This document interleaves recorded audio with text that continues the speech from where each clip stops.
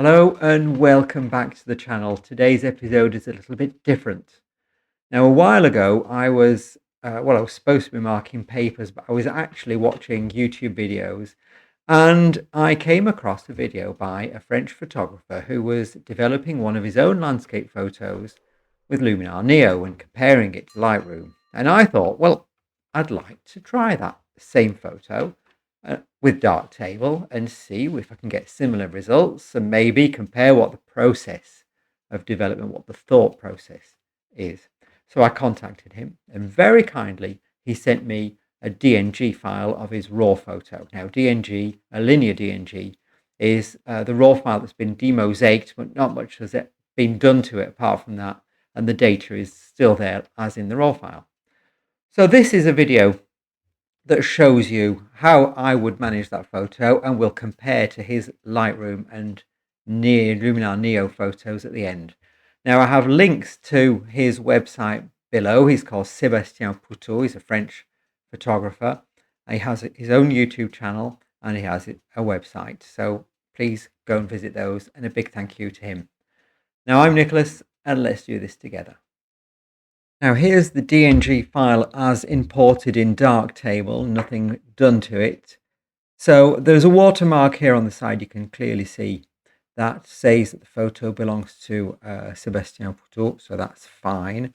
I can actually show you, here we are, Sebastien Pouteau, and we're only allowed to use this photo for teaching. So there we are. So I have his permission to use the photo. It looks very dark, but there's something interesting is that if I click here, there we can see that in the raw data, there's nothing that's been blown out. So we do have a lot of data. In that case, as the data's there, what we can do now, the exposure module will be missing if your file isn't a raw photo, is I can actually push the exposure. Now, I don't mind blowing out the data in the highlight because I can always get it back. The data is there, and the tone compressor is the module that will help. So I'm going to push that by about, well, I don't need to push it too far. I just want to start seeing some information there. And then we'll go straight to the tone compressor, which is filmic for me because it is really the one I prefer. And we can now move around the white relative exposure, which has been set automatically to the brightest point. But maybe I want to lower that. You see, I'm getting richer colors in the highlights here if I move it. Now, I'm not going to move it too far. Let's see, where was it? No, it's 475. Let's go to about here. And the black relative exposure, I can bring that. If I bring it to the left, then I'm actually lightening the data here. I'm not going to go that far, especially as the curve is orange. And I'm just going to bring it around here. Where was I before? Yes, it was about 5. I can bring it here, lighten it, and we'll be able to use another module to get the data out. That's what we're doing for the moment. We're trying to get some data visible on the screen. Now, as you can see, this is a photo of 2 parts. We have the sky, which looks very bright here, but it is actually nighttime. So we're going to try and get some of that darkness back. And the foreground, which is very dark, well, that's normal because it's dark, but we'll try and process that differently. So my preferred way to do that is to get a new exposure module. And I'm going to call this sky, and I'm simply going to mask out the sky. And then if I invert the mask, I'll have a mask of the foreground, and we'll do the processing separately for the sky and the foreground. So what would I normally do? Well, the sky is bright, so I'm going to use the brightness, but I'm also going to mask out the bright parts in the foreground. Now, maybe the quickest way to do that is I'll go here on drawn and parametric masks, get a path, and draw a simple path, just following well inside the foreground. I'm not going to bother about that chimney because it's very dark, so it's very different to the sky. Go around here and across, control click to get some nice square edges, and right click to finish. So here, if I click on M, why is it saying M, not a sign? M is for mask. That is vaguely the sky. And now if I go on to JZ, I can remove everything that's dark. Now, not too much because of the corners. Although, you see, I have some very heavy vignetting in the corners. Now, maybe what I could do is go here and click on lens correction. And the lens correction, you see, will read the data of the lens. The vignetting is almost gone. And as lens correction is before sky, then you'll see that my mask has actually remasked the corners. So that is how important it is to maybe to start with your lens correction. Well, I have quite a good mask there. I'm going to feather just maybe by a pixel or two, just to make sure the transitions are smooth.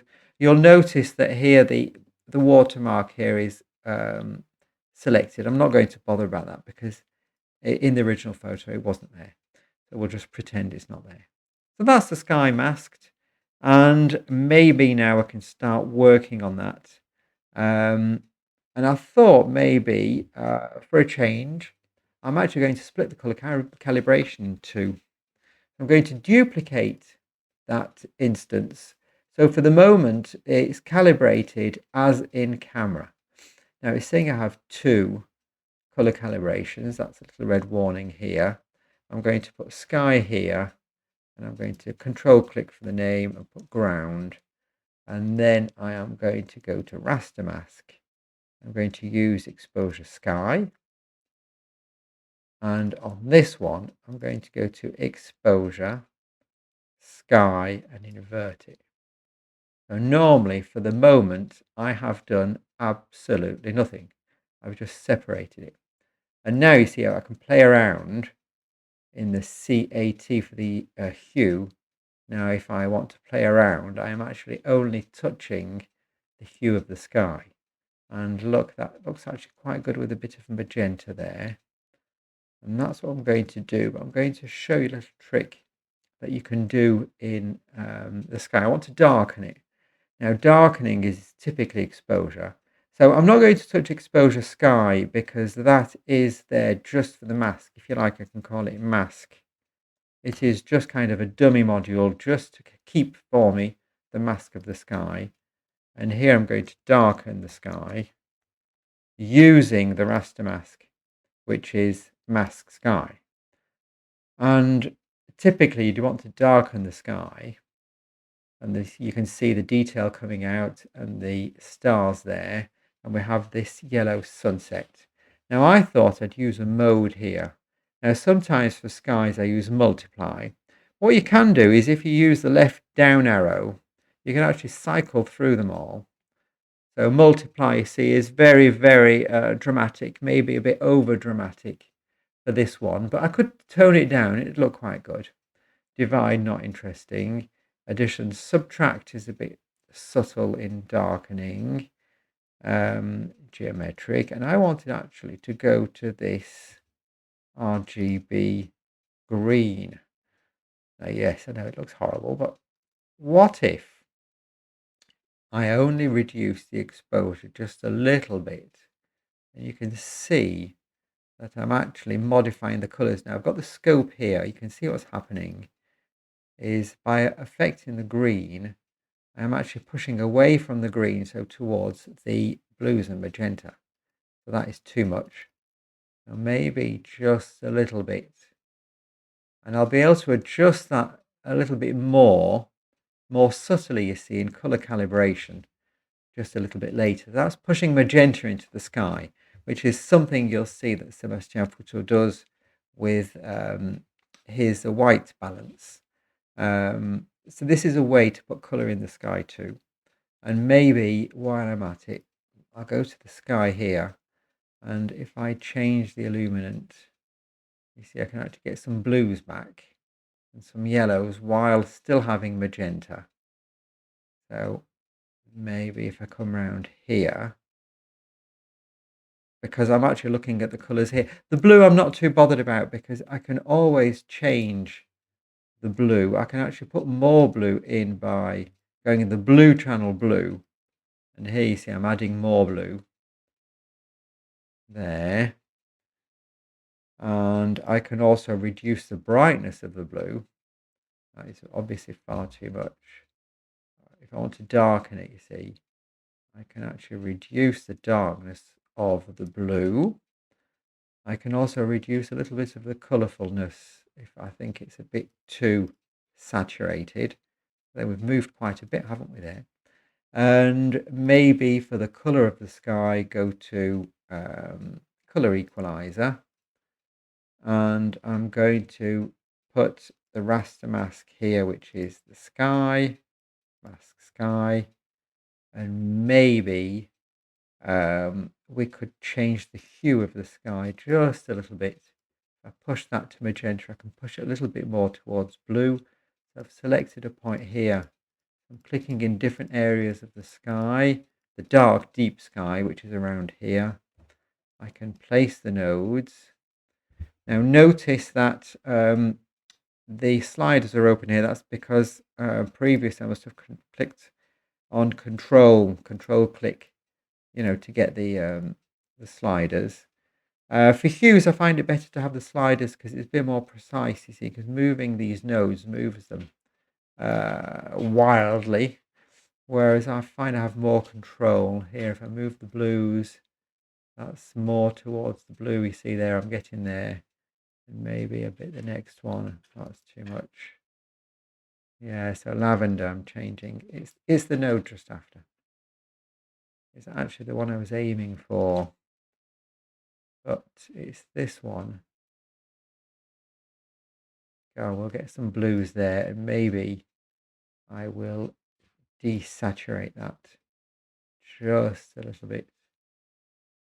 There we are. We can still do some darkening following on to that, but you see the sky has changed quite a lot already. Now, before spending hours working on the sky, especially these corners and that look a little bit dark, I'm actually going to crop the photo like Sebastien does in his image, which is a 16:9 crop, and he just drops that down to the bottom. There we are. So we have kind of a long cinematic crop. And then if I want to work the sky, now what I'd like to do is kind of darken the top. So I need to mask out the sky, but I cannot use the raster mask because once it's made, I can't mix a raster mask with a gradient. So unfortunately, in this case, I have to start the mask again. I'm going to right-click New Instance. I'm going to put darken top sky, and I'm going to go to drawn and parametric. I'm going to use the same drawn path. I have access to that. Now, the mask was quite simple to do. So M is not assigned. It used to be assigned to masking, but it doesn't seem to be working anymore. Never mind. So I think I've masked out the sky there. A little bit of feathering never did any harm. And I want to kind of make a gradient here just to darken the the blue parts and kind of leave the I suppose it was the sunset, leave it more or less alone. So I'm going to have a gradient put on top of that. I'm not quite sure what kind of feathering I need. You can't see the gradient for the moment because you'd see it if it was here, because it would show what was not in the mask. What I want to do is go to the mask manager, darken top of sky, that's the group, and make an intersection. And there we have, I'm always inside the first path, but I'm inside that path, I'm making a gradient. And I think I want to press on Command, mouse wheel.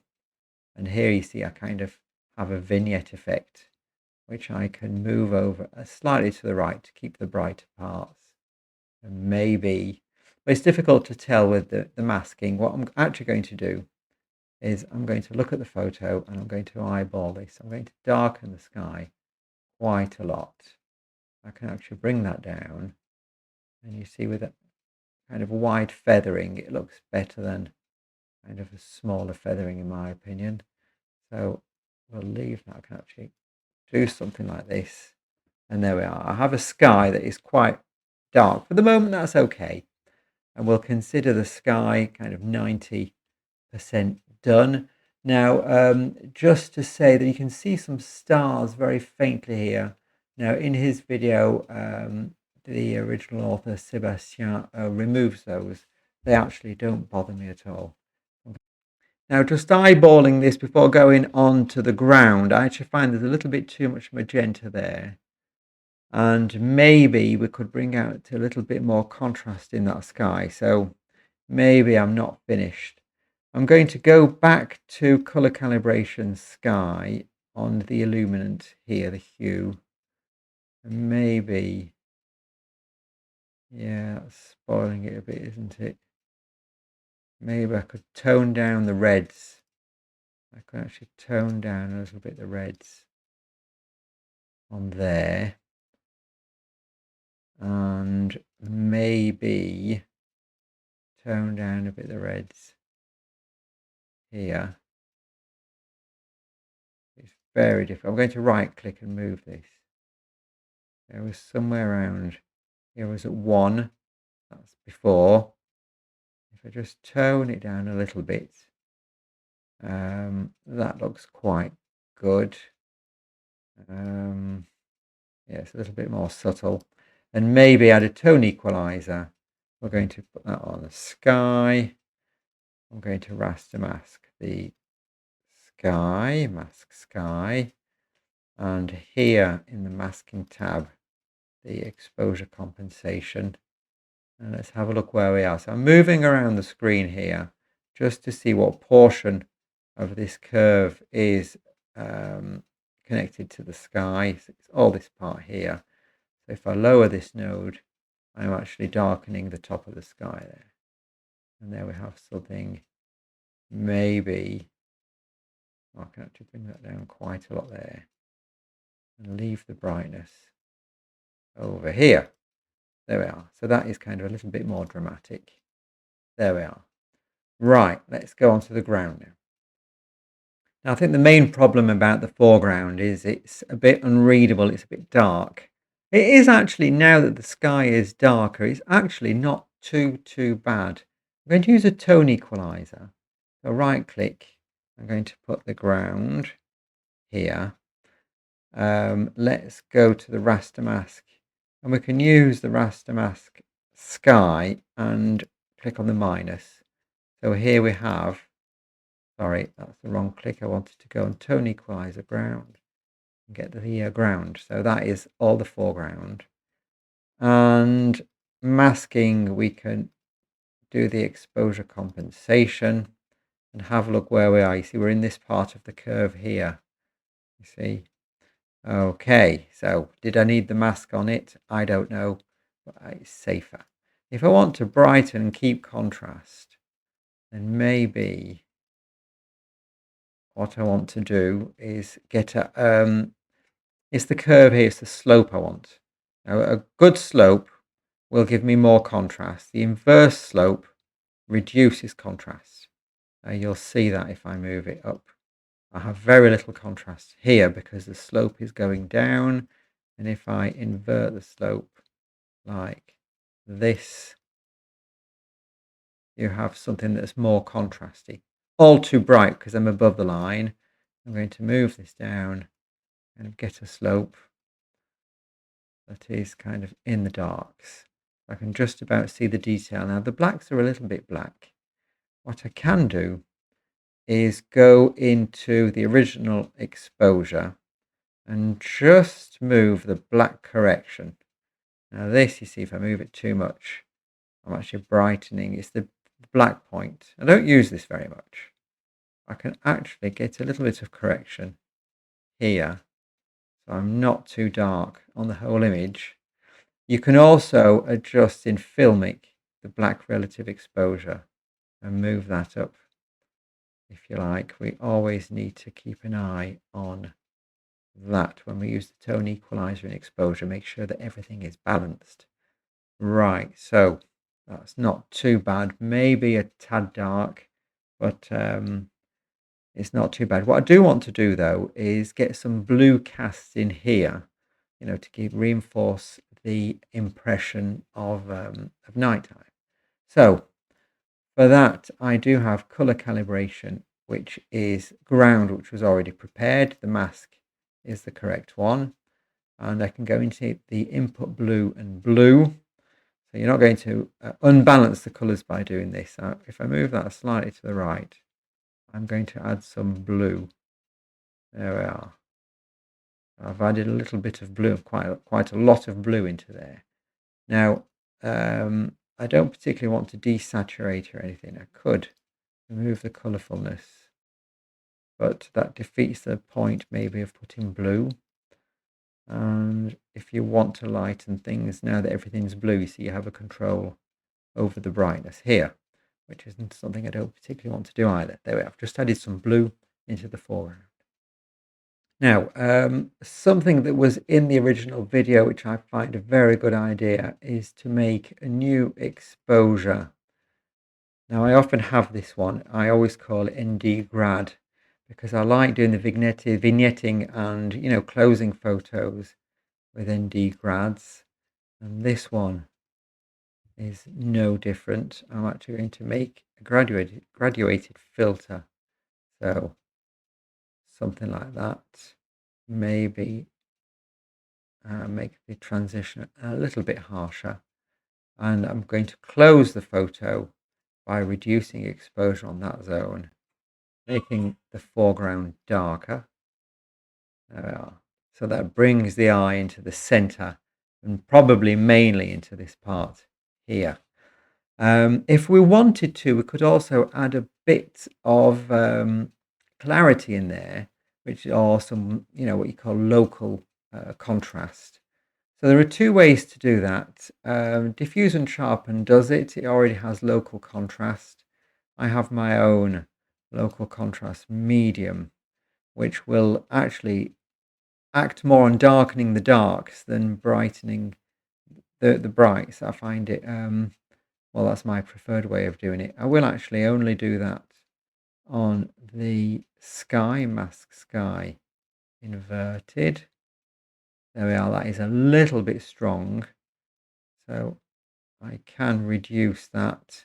Either reduce it there or reduce the numbers of iterations. So I was at 10. I can do 5. So I'm getting a little bit more detail there. That's one way of doing it. You see, we do have some more contrast there. And you can also go to the contrast equalizer, which I will only do on the mask sky inverted. So always give it a check. We're doing it on that. And then you want to press on Control, mouse wheel up, and then you want to very slightly move that the whole lot up from the center. Now I'm going to exaggerate that so you can see. Well, that's far too much. Let's re-click on that. And we're adding a little bit of contrast. So that is actually lightening the lights more than darkening the darks, you see. So we can actually have a control by both methods of what we're doing. And if that's too strong, rather than lowering everything, which doesn't work kind of as well, because we have a slight curve here and it has a tendency to flatten it, we can actually just reduce the opacity. There we are. Right, well, that's not looking too bad for the moment, is it? Now, there are a few little touch-ups I am going to do. I'm going to go to the retouch module. There are some bright elements, especially this one, maybe the others, but not so much. If I zoom in, there are a few distracting elements here. So that's the reflection of something. I'll just take a small circle and just click and drag. And do I have anything else? Or maybe this one. So you can control click if you want to kind of do several. And then, see, I keep the circle there. Now this can be forever. I don't like that one actually. Changing things, right click on there, get it back to where it was. I don't particularly find that there's very much that's distracting. Maybe a small one here, but it would have to be a huge print to actually see that. So there are a few, maybe one here. So I did control click. Oh, what was that? Yes, there's one that went somewhere else, isn't there? Control click. I can do several. Actually, never managed to do several unless they're very close by. And there we are. And I'm not going to change anything in the sky. So that just removed a few distracting elements. So that's off and on. And something that was done in the video too was dodging a little bit on the house there, just to bring those back a little bit. So I'll go to exposure, right click, control click, dodge for the title. I'm going to just add maybe 0.2, 0.3, we'll see later. And we'll just get a small ellipse. And that's the shape actually. That one would go well for the ground. There we are underneath. Let's have another one. So I'm actually going to change the shape of this. Move it around maybe in this darker place. I can make it bigger. With the mouse wheel I can change the shape. And maybe a last one would be somewhere around here. Make it a little bit larger. There we are, something like that. And he also brought out some detail in these pieces of stone. It's a little bit more difficult to do because my foreground is very dark. Now I can go back into dodge. I would, I think, do that with a drawn path. And kind of draw somewhere along the edges, maybe control click sharp corner. And I didn't with this one, so I'm going to control and left click, turn that into a sharp corner. And I'm going to reduce the feathering where I'm off the stone and maybe reduce it here. And if I control click here, I can get some feathering out on the stone. Oops, wrong one. There, maybe. Why not? That's on one stone. And maybe we can draw along the top of the other one. Now, if you wanted to make it very different, you could also just get a new module and control the exposure maybe a little bit better. I'm going to make several clicks along the path here so I have control of the feathering. Now I find it easier to leave the feathering quite high and bring it in rather than when they're already close, clicking on the right one and making the feathering larger. So everywhere where it's off the stone, I'm bringing the feathering in. And here this one's off too. And maybe this one too. And there you see I can add an extra point here. Keep some feathering on the cylindrical part here that's going into the shade. There we are. Did it do a lot? Well, it did a little bit. Right, so, okay. Now, well, there is one thing that was done. A last thing as a special effect in Neo is the autumn effect. We can replicate something that's not the autumn effect, but we can do some bloom. And I'm going to do that just in a little ellipse here. You see what the bloom is on the whole image, and just in the lights here. And I'm maybe going to add a parametric mask because you can see that I'm affecting a whole area here. And if the bloom was only on the lighter parts, maybe that would be good with a little bit of feathering. There we are. Let's feather that out. And let's see what that looks like. Right, and there we are. Okay, we just need to export that and compare with, well, with Sebastien's edits. I'm going to export this to a JPEG so we can compare perfectly what the files look like.